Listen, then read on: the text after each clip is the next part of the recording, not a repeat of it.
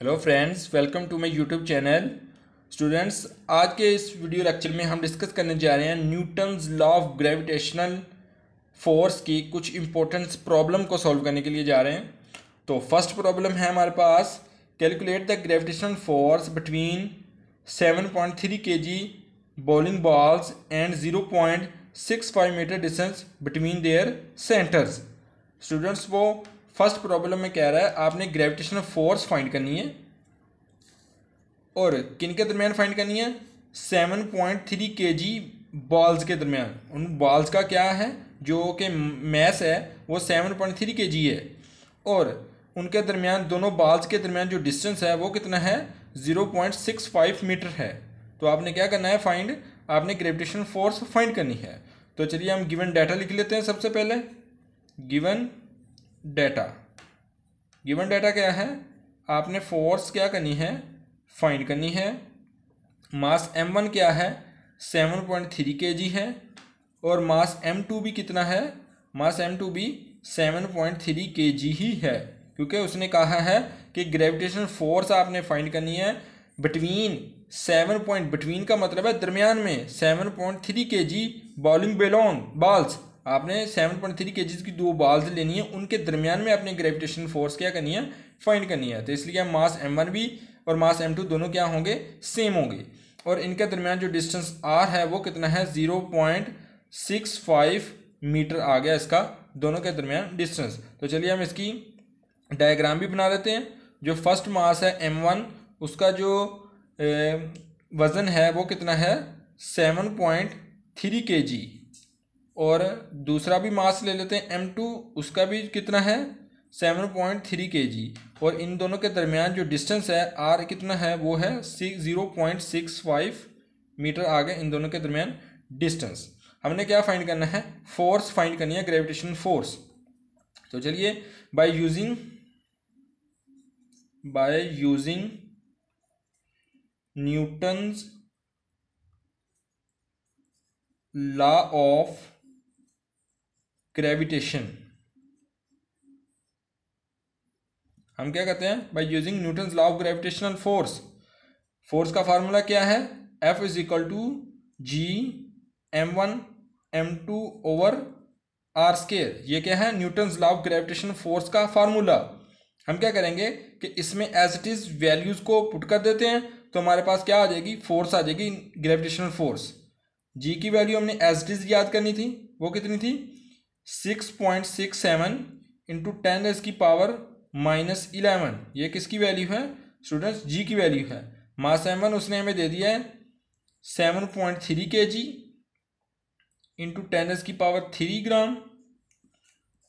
फिर उसने क्या दे दिया? मास m2 भी 7.3 इंटू 10⁻³ डिवाइडेड बाय क्या है? आर स्केयर है, तो आर कितना है? 0.65 मीटर स्केयर आ गया। तो ये क्या कर दिया स्टूडेंट्स? हमने as it is mass m1 mass m2 और r की वैल्यूज को पुट कर दिया। ये स्टूडेंट्स हमने मास m1 की वैल्यू ग्राम में पुट की है। तो क्या कर दिया कि के जो किलो होता है वो 10⁻³ के इक्वल होता है, इसलिए हमने के की जगह पे क्या पुट कर दिया? 10⁻³ और आगे हमने ग्राम वैसे का जी वैसे का वैसे ही लिख दिया। अब इनको हम सॉल्व करेंगे तो जो इसका आंसर आएगा फोर्स का, वो आएगा 8.4 इंटू 10⁻⁻9 न्यूटन आ जाएगी फोर्स, क्योंकि फोर्स का यूनिट जो हमने यूज़ करना है वो इसका न्यूटन है। तो इसलिए हम लास्ट पे क्या कर देंगे? फोर्स के यूनिट को न्यूटन ही यूज़ करेंगे। तो इसका जो आंसर आएगा 8.4 इंटू 10⁻⁻9 न्यूटन आ जाएगा। किस तरह आया? हम क्या करेंगे कि इन तीनों वैल्यूज़ को आपस में मल्टीप्लाई कर देंगे और 0.5 के स्केयर के साथ इसे डिवाइड कर देंगे, तो हमारे पास आंसर आ जाएगा 8.4 इंटू 10⁻⁻9 न्यूटन। ये था स्टूडेंट्स ग्रेविटेशनल फोर्स हमने फाइंड कर ली फॉर फर्स्ट प्रॉब्लम के लिए। अब हम सेकंड प्रॉब्लम को सॉल्व करने जा रहे हैं। सेकंड प्रॉब्लम है calculate the gravitational force between the earth and the moon.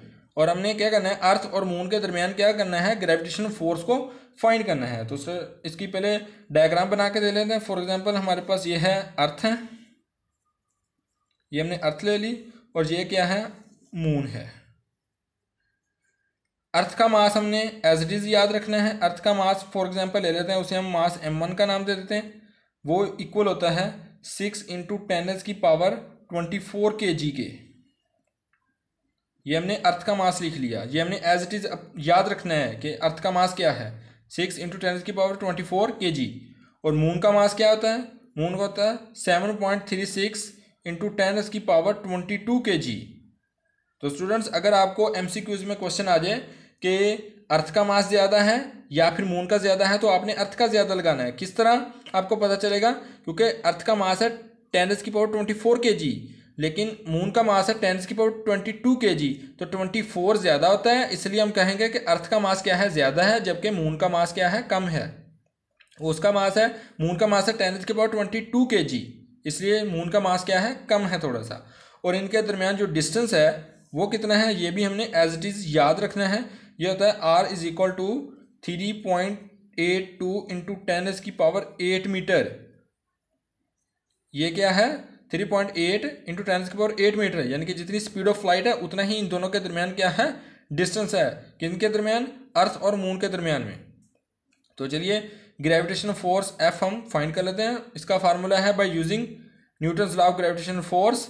Formula use करेंगे Gm1 m2 divided by r² है। ये क्या था, m2 था। अब इनकी वैल्यूज हमने एज इट इज पुट कर देनी है। तो फोर्स क्या आ जाएगी, F = G की वैल्यू है 6.67 इंटू 10⁻⁻11। मास m1 की वैल्यू है 6 इंटू 10⁻24 kg। और बाद में क्या है, m2 की वैल्यू है 7.36 इंटू 10⁻22 kg। और नीचे क्या है डिस्टेंस, इसका डिस्टेंस है 3.82 इंटू 10⁸ मीटर स्क्वायर। ये क्या कर दिया हमने, as it is in mass m1, mass m2, g और r की हमने values as it is Newton's law of gravitation के फार्मूले में पुट कर दी हमने। तो इनको हम जब सॉल्व करेंगे बाय यूजिंग कैलकुलेटर की मदद से हम इसको सॉल्व करके, तो इसका जो आंसर आएगा वो आ जाएगा 2.01 इंटू 10⁻20 न्यूटन। तो फोर्स का यूनिट न्यूटन है, तो इसलिए हमने क्या लिख दिया, इसका यूनिट न्यूटन लिख दिया। तो ये था स्टूडेंट्स आज का हमारे कुछ प्रॉब्लम्स हमने सॉल्व किए हैं, 2 प्रॉब्लम्स जिनका जो कि हैं Newton's law of gravitational force के रिलेटेड। तो आई होप को आपको इन दोनों प्रॉब्लम्स की समझ आ गई होगी। ये प्रॉब्लम्स आपको 3 नंबर के न्यूमेरिकल्स में आ सकते हैं। क्या आप Newton's law of gravitational force find करें बिटवीन 2 बॉल्स, वो आपको वैल्यूज चेंज करके भी दे सकता है। या फिर आपको ये भी क्वेश्चन आ सकता है कि calculate Newton's law of gravitational force between earth and moon. तो आपने एज इट इज़ ये क्वेश्चन हल कर देना है, तो आपको पूरे के पूरे मार्क्स मिल जाएंगे। आई होप कि आपको समझ आ गई होगी। अगर इसके मतलब कोई भी क्वेश्चन है तो कमेंट में ज़रूर बताइएगा। Thank you very much.